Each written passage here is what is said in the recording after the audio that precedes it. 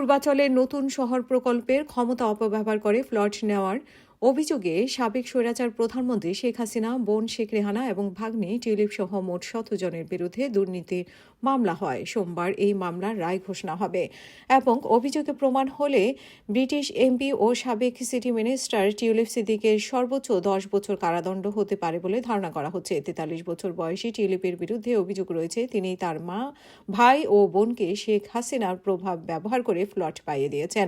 পাশাপাশি রূপপুর পারমাণবিক বিদ্যুৎ কেন্দ্র প্রকল্প থেকে ৪ বিলিয়ন পাউন্ড আত্মসাতের অভিযোগও তার বিরুদ্ধে তদন্ত শুরু হয়েছে। এই ঘটনা প্রথম প্রকাশ্যে আনে সংবাদ মাধ্যম ডেইলি মেল। অভিযোগের জেরে তিনি সিটি মিনিস্টারের পদ থেকেও সরে দাঁড়ান।